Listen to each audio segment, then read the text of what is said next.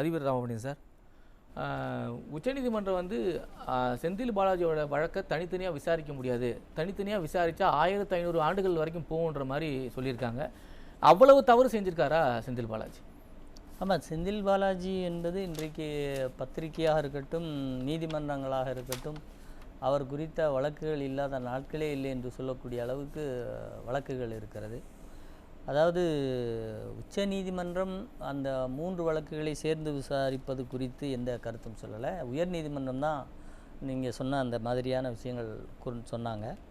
அதாவது ஸ்பெஷல் கோர்ட்டில், அதாவது எம்பி எம்எல்ஏக்களுக்கு எதிரான வழக்குகள் வந்து சிறப்பு நீதிமன்றத்தில் நடைபெற்றுட்டு, அந்த சிறப்பு நீதிமன்றத்தில் 3 வழக்குகளை வந்து அதில் வரக்கூடிய சாட்சியங்கள் மற்றும் அந்த வழக்கான முகாந்திரங்கள், அதாவது வேலை வாங்கி தருவதாக சொல்லி பணம் வாங்கிய வழக்கு, ஸோ நேச்சர் ஆஃப் அஃபென்ஸ்லேருந்து லிஸ்ட் ஆஃப் விட்னஸஸ், இது எல்லாம் ஒரே பேட்டர்னில் இருக்குது. அதனால் இதை 3ஐயும் ஒரே சேர வழக்காக விசாரித்தால் சீக்கிரம் நீதியை தர முடியும் என்று அந்த நீதிபதி, அதாவது ஸ்பெஷல் கோர்ட்டுடைய நீதிபதி சொல்லி ஒரு உத்தரவு போட்டிருந்தாங்க. அந்த உத்தரவை ஒரு அமைப்பு, அதாவது ஊழலுக்கு எதிரான அமைப்புன்னு ஒருத்தர் வந்து வழக்கு தொடுத்து இதையெல்லாம் மொத்தமாக விசாரிச்சிங்கன்னா 1500 ஆண்டுகள் ஆகும், அதனால் நீங்கள் தனித்தனியாக விசாரிக்கணும்னு கேட்டபோது, இல்லை அந்த வழக்கினுடைய தன்மை, சாட்சியங்கள் இதையெல்லாம் பொறுத்து ஸ்பெஷல் கோர்ட் என்ன உத்தரவு பிறப்பிக்கிறதோ அது உறுதியானதுன்னு சொல்லி அந்த மனுவை தள்ளுபடி பண்ணிடுறாங்க. அப்போ விரைவாக இந்த 3 வழக்குகளையும் ஒரு சேர விசாரித்தால் விரைவாக நீதி கிடைக்கும் என்பது அந்த ட்ரையல் ஜட்ஜ், அதாவது ஸ்பெஷல் கோர்ட் ஜட்ஜினுடைய முடிவாக இருக்கிறது. அதை நம்ம வரவேற்கணும். கண்டிப்பாக எவ்வளோ சீக்கிரம் இதை விசாரித்து தண்டனை கொடுக்கப்பட வேண்டுமோ சீக்கிரம் தண்டனை கொடுக்கப்பட வேண்டும், வழக்கு விசாரணை நடத்தப்பட வேண்டும் என்பது தான் எல்லோருடைய கருத்து. தனித்தனியாக விசாரித்தா 1500 ஆண்டுகள் கடந்துடும், நாட்கள் ஆகும், அவ்வளோ நாட்கள் ஆகும் அப்படின்னு சொல்கிறாங்க. அடுத்து அதே நாளில் இப்போ உச்ச நீதிமன்றத்திலே இந்த வழக்கு வந்தது, இது சம்பந்தமான வழக்கு. இப்போ உச்ச நீதிமன்றம் என்ன சொல்லுச்சுன்னா, எவ்வளவு அந்த 1 வார காலத்திற்குள் இந்த வழக்கு சம்பந்தப்பட்டவர்கள் யாராக இருந்தாலும் அவர்களுக்கு நீங்கள் சம்மன் அனுப்பணும், சம்மன் அனுப்பிட்டு உடனடியாக மே 2ஆம் தேதிக்குள்ளே எங்களுக்கு எல்லா தரப்பினருக்கும் சம்மன் அனுப்பப்பட்டதா, வழக்கு எந்த திசையை நோக்கி நகர்கிறதுங்கிறது ஸ்டேட்டஸ் ரிப்போர்ட்டை ஃபைல் பண்ணணும் அப்படின்னு சொல்லி உச்சநீதிமன்றம் சொல்கிறது. உயர்நீதிமன்றம் இங்கே ஒரு கருத்தை சொல்கிறது, உச்சநீதிமன்றமும். அப்போ 2 கோர்ட்டுமே என்ன சொல்கிறாங்கன்னா, வழக்கை எவ்வளவு விரைவாக துரிதமாக முடிக்க முடியுமோ விசாரித்து உரிய ஜட்ஜ்மெண்ட் கொடுங்க அப்படிங்கிற நிலைப்பாட்டில் உயர்நீதிமன்றமும் இருக்கிறது, உச்சநீதிமன்றமும் இருக்கிறது. அதே தான் மக்கள் எல்லோருமே நினைக்கிறது என்னென்னா, எவ்வளவு விரைவில் இந்த வழக்குகள் விசாரித்து தீர்ப்பு வழங்கப்படுகிறதோ அவ்வளவு தமிழ்நாட்டு மக்களுக்கும் தமிழ்நாட்டு அரசியலுக்கும் மிக மிக நன்மை பயக்கக்கூடிய விஷயமாக இருக்கும் அப்படிங்கிறது தான் முதல் அடிப்படையிலே நம்ம வரவேற்கக்கூடிய விஷயம். இப்போ இத்தனை வழக்குகள் 470 நாள் சிறையில் இருந்திருக்கிறார். இப்படிப்பட்டவருக்கு உடனடியாக அமைச்சர் பதவி ஏன் கொடுக்க வேண்டும் என்பதையும், வெளியில் வந்தவுடனே அமைச்சர் பதவியா என்று இதே நீதிமன்றங்கள் பல நேரங்களில் கேள்வி கேட்கக்கூடிய நிலையை நம்ம பார்த்துருக்கோம். இதே நேரத்தில் செந்தில் பாலாஜி உச்ச நீதிமன்றத்திலும் இன்னும் 10 நாள் கால அவகாசம் கவுண்டர் போடுறதுக்குன்னு வாய்தா வாங்குவதே நம்ம பார்க்குறோம். அப்போ இது எல்லாத்துக்குமான ஒரு முற்றுப்புள்ளி என்னென்னா, எங்கே இருந்தாலும் அசல் வழக்குகள் தீர்க்கப்படுகிற போது மற்ற இது போன்று ஒவ்வொரு மனுக்களாக போட்டு உயர்நீதிமன்றம் உச்ச நீதிமன்றத்திற்கு போய் காலதாமதப்படுத்துகின்ற இந்த காலதாமதத்தையும் நம்ம நீக்க முடியும் அப்படிங்கிற அடிப்படையில் எவ்வளவு விரைவாக ஸ்பெஷல் கோர்ட் இந்த வழக்கை எடுத்து விசாரித்து நீதி வழங்குகிறதோ அவ்வளவு தமிழ்நாட்டு மக்களுக்கு நல்லது. ஒவ்வொரு முறையும் மனு போட்டு இந்த வழக்கை இழுக்கடிச்சு இந்த காலத்தை கடத்துறது தான் நோக்கமாக இருக்கான்னு கேட்குறேன். நிச்சயமாக, அதாவது இந்த மிஸ்லனியஸ்ன்னு சொல்லுவாங்க, இடைக்கால மனுக்கள், இது போட்டு இதை இந்த ட்ரையல் கோர்ட்டில் போடுறது, அதுக்கப்புறம் அது ட்ரையல் கோர்ட்டிலேருந்து ஹைகோர்ட்டுக்கு கொண்டு வர்றது, ஹைகோர்ட்லேருந்து உச்சநீதிமன்றத்துக்கு கொண்டு போகிறது, இது எல்லாம் எப்படின்னு பார்த்தீங்கன்னா கால தாமதத்திற்கான வழிகள் தான். அந்த காலதாமதம் என்னாகும், இப்போ நிறைய விட்னஸஸ் இருக்காங்க, 600 விட்னஸ், 1000 பேர் 2000 பேர் விசாரிக்க வேண்டியது இருக்குன்னா, இந்த காலதாமதத்தில் நிறைய பேர் உயிரிழந்து போகிறதுக்கான வாய்ப்புகள் இருக்கிறது. அதாவது இயற்கையாகவே எந்தெந்த வயது நிலையில் இருக்காங்கன்னு தெரியாது, இப்படி பல காரணிகள் ஏற்படும் குற்ற வழக்குகளை பொறுத்த வரைக்கும். அதனால் குற்றவியல் வழக்குகளே, அதுவும் ஸ்பெஷல் கோர்ட் ஏன் போட்டிருக்காங்கன்னா, எம்பி எம்எல்ஏக்கள் ஒரு தேர்ந்தெடுக்கப்பட்ட காலத்துக்கு பணியாற்றக்கூடியவர்கள். ஒரு எம்எல்ஏனா 5 ஆண்டு அவருக்கு, எம்பி அதே மாதிரி 5 வருஷங்கள் பணி செய்யக்கூடியவர்கள். அப்போ இந்த காலகட்டத்திற்குள்ளே அந்த வழக்கு முடிக்கப்பட்டு அந்த நீதி பரிபாலனம் செய்யப்பட்டால்தான் இந்த ஸ்பெஷல் கோர்ட்டுகள் வந்து கான்ஸ்டியூட் பண்ணுறதுக்கான அந்த முகாந்திரமே சரியாக வரும். அப்போது அந்த அடிப்படையில் பார்க்கும்போது அப்படி நீதி விரைவாக மக்களுக்கோ பாதிக்கப்பட்டவர்களுக்கோ கிடைத்துவிடக்கூடாது என்பதன் அடிப்படையில் இது போன்ற இடைக்கால மனுக்களை ஆளும் தரப்பினர் செந்தில் பாலாஜி அவருடைய தரப்பினர்கள் போடுவது ஒன்று, அல்லது அவருக்கு உதவுவதற்காக மறைமுகமாக யாராவது ஒரு சில நபர்கள் வந்து கூட ஏதோ ஒரு அசோசியேஷன் அப்படின்னு பேர் வச்சு கூட போடலாம். இப்படி பல வழிகளில் நீங்கள் அல்டிமேட் ரிசல்ட் என்னன்னு பார்த்தீங்கன்னா, இந்த வழக்கை வந்து விசாரணைக்கு கொண்டு வராமல் தடுப்பதற்கு பல கோணங்களில் இங்கே இது நடக்கும், ஒரு முயற்சி நடக்கும். அந்த முயற்சிகளை வந்து நீதிமன்றம் மிக தெளிவாக, உச்சநீதிமன்றமும் ஒரு வாரத்திற்குள் அனைவருக்கும் சம்மன் அனுப்புங்கன்னு சொல்லுது. உயர்நீதிமன்றம் அந்த காலதாமதத்தை வந்து இது ஏற்படும் என்று சொன்னால் ட்ரையல் கோர்ட் எடுத்த முடிவே சரியானதுன்னு சொல்கிறாங்க. அப்போ இந்த ரெண்டு விஷயத்தையும் நாம் பார்க்கிற போது காலதாமதம் அறவே நீக்கப்பட வேண்டும் என்பதைத்தான் இரண்டு நீதிமன்றங்களும் மிக தெளிவாக செந்தில் பாலாஜி வழக்கில் கோடிட்டு காட்டுகிறது. ட்ரையல் கோர்ட் விரைவாக அதை முடிவுக்கு கொண்டு வர வேண்டும் என்பதுதான் அதனுடைய கருத்து. ஏன் ஒவ்வொரு தடவையும் நீதிமன்றம் கேள்வி முன்வைக்கும் போது அமைச்சராக தொடர விரும்புகிறீங்களான்னு ஒவ்வொரு முறையும் கேட்கும்போதும் ஏன் அவர் பதில் அளிக்க மறுக்கிறார்? அவர் பதிலளிக்க மறுக்கிறது ஒன்று, முதலமைச்சர் இது குறித்து காதில் வாங்கிக் கொள்வதே இல்லை இல்லையா? அதாவது என்ன பிரச்சனைனா, செந்தில் பாலாஜியை அமைச்சரவையில் இருந்து நீக்கி ஒரு பெரிய தவறை நான் செய்ய மாட்டேன் என்று இருந்தவர் தான் நம்மளுடைய முதலமைச்சர். இது எப்படி இருக்குன்னா, செந்தில் பாலாஜி இல்லைன்னா அரசாங்கமே இல்லை, அவர் அமைச்சரவையில் பொறுப்பேற்றாதான் அந்த அமைச்சரவை வந்து செயல்படுங்கிற மாதிரில இருக்கு. ஆமாம், அதை தாண்டி நான் சொல்கிறேன். அதாவது செந்தில் பாலாஜி கைது செய்யப்பட்டு 470 நாள் சிறையில் இருக்கார். அப்படி சிறையில் இருக்கிற காலத்தில் கூட இன்றைக்கு இருக்கக்கூடிய முதலமைச்சர் அவர் சிறையில் இருக்கிறார், அவருடைய மந்திரி பதவியை நான் இன்னொருவருக்கு கொடுக்கிறேன்னு அவராக சொல்லலை. செந்தில் பாலாஜியே முன்வந்து என்னை விட்டுருங்கப்பா, பெயில் கிடைக்காத போல இருக்கு, நான் விலகிறேன்னு அவர் தான் விலகினார் அமைச்சரவையிலிருந்து. அப்போது இந்த முதலமைச்சருடைய அந்த ஆளுமை, அவர் இந்த அமைச்சரவை எப்படி பார்க்கிறார், நீதிமன்றங்களுடைய நம்ம மீது விமர்சனம் வைத்தால் அதை கண்டுகொள்வதே இல்லை. அப்படி இருக்க போய் தான் வந்து ஒரு அமைச்சரை சிறையிலே இருக்கும்போது கூட தொடர அனுமதிச்சார். அதுவும் வருடங்கள், ஒரு வருடத்துக்கு மேல தொடர அனுமதிக்கிறார். இல்லை, எனக்கு தெரிந்து இலாக்கா இல்ல அமைச்சராக இருந்த ஒரே அமைச்சர் வந்து செந்தில் பாலாஜி நீண்ட காலம் சிறையில் இருந்து தமிழ்நாட்டு அரசியல் வரலாற்றில் அதெல்லாம் ஒரு மிகப்பெரிய சாதனை. திமுக அடிக்கடி சொல்லுவாங்களே, நாங்கள் செஞ்ச சாதனையை சொன்னால் 2 நாள் பத்தாது அப்படிம்பாங்க. அப்போ என்னன்னு சொல்லுங்கன்னா, இல்லை 2 நாள் பத்தாது, இதுதான் இருக்கும். அதில் ஒரு சாதனை இந்த சாதனை இல்லை. மக்கள் வரிப்பணம் தானே சார் இந்த ஒரு வருஷமாக வீணாக போயிருக்குது. மக்கள் வரிப்பணம் வீணாக்கப்பட்டது ஒன்று, அந்த துறையிலே சரியாக நேரடியாக கண்காணிக்கக்கூடிய அமைச்சர் இல்லாததனால் அந்த துறையில் தார்மீகமாக நடக்க வேண்டிய பணிகள் முடங்கி போனது இன்னொன்று. ஒரு ஆண்டு காலம் வரைக்கும் ஒரு அமைச்சர் இல்லாமல் ஒரு துறையை வைத்திருப்பதன் மூலம் அது துறை சார்ந்த ஃபைல்கள், கோப்புகள் இதெல்லாம் என்ன நிலைக்கு ஆளாயிருக்கும். இப்படி நீங்கள் பல இடத்த பார்க்கலாம். மக்களுக்கு அதனால் என்ன நன்மை கிடைச்சிது, இப்படி எதுன்னு பார்த்தீங்கன்னா செந்தில் பாலாஜிக்கு சிறைக்குள் அதனால் நல்ல வசதி வாய்ப்புகள் கிடைச்சதுன்னு வேணால் இருக்குமே ஒழிய, செந்தில் பாலாஜியை சிறைக்குள் இருந்து அமைச்சராக தொடர வைத்ததனால் தமிழ்நாட்டுக்கு என்ன நல்லது நடந்ததுன்னா ஒன்றும் கிடையாது. அப்போது முதலமைச்சர் அந்த ஒரு இடத்திற்கு செந்தில் பாலாஜியை என் கையால் கையெழுத்து போட்டு நீக்கிவிடக்கூடாது என்று இருக்கக்கூடிய ஒரு முதலமைச்சர் இந்த கேள்விகளை கண்டு எப்படி பதிலளிப்பார்? நீதிமன்றம் தானே கேட்டு போகுது. அவருக்கு இது வந்து திமுகவுக்கு இப்போ புதிதாகவும் இல்லை. ஏன்னா பொன்முடி இருக்கார், அவர் பெயில் வாங்கிட்டு வந்து அவரே அமைச்சராக்கிறோம். நீங்கள் உச்ச நீதிமன்றத்தில் ஒரு பெயில் வாங்கினா எது கொடுக்குறாங்க, விசாரணை நடக்குது, சரி அப்பீல் வந்திருக்கு, அதை வரைக்கும் நான் ஸ்டே பண்ணுறேன்னு சொன்னால், அப்போ ஒரு கோர்ட்டில் இவர்கள் மீது தண்டனை கொடுத்துருக்காங்களே, அந்த காலகட்டத்தை கருத்தில் கொண்டு ஒரு கொஞ்ச நாள் வச்சிருக்கலாம், வெளியே நீங்கள் எம்எல்ஏவாக தொடருங்கன்னு சொல்லலாம்ங்கிற அந்த ஒரு தார்மீகமான ஒரு இந்திய அரசியலமைப்பை, நீதித்துறையை சரியாக கொண்டு செல்ல வேண்டும் என்கிற அந்த நிலை இல்லைல்ல. அப்போ இது இல்லாத ஒரு முதலமைச்சர், அமைச்சர்கள் இருக்கிற போது அப்போ காலதாமதத்தை எப்படி செய்தாவது நீதிமன்றத்தினிடமிருந்து எந்த தீர்ப்பும் வந்துவிடக்கூடாதுங்கிறதுல ரொம்ப குறியாக இருக்காங்க. அப்போ தீர்ப்பு நிச்சயமாக இவர்களுக்கு எதிராக வரும் என்கின்ற ஒரு பயமும் அங்கே இருப்பதை இதன் மூலம் நம்ம தெரிய முடியுது.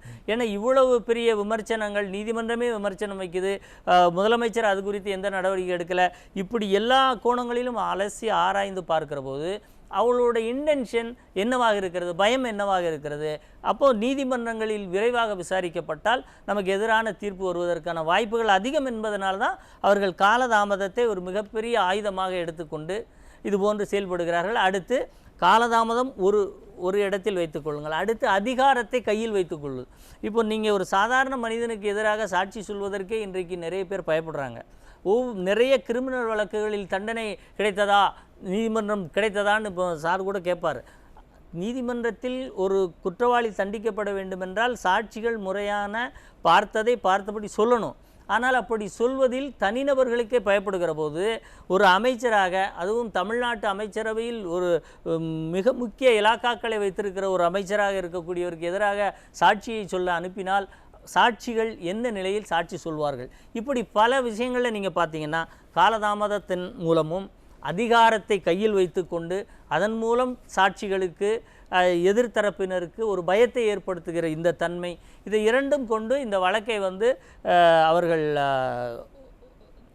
பொய்த்து போக வைத்து விடலாம் என்கின்ற முயற்சி தான் இதற்கான அடிப்படையான காரணமாக இருக்குது. இப்போ என்னென்னா, இந்த யார் இந்த சாருன்ற கேள்வி போய் இப்போ யார் அந்த தியாகின்ற கேள்வி எழுந்திருக்கு. இப்போ அந்த அதனால தான் முதலமைச்சர் உன் தியாகம் பெரிது, உன் உறுதி அளப்பரியதுலாம் சொல்லி செந்தில் பாலாஜியை பாராட்டுறாரோ?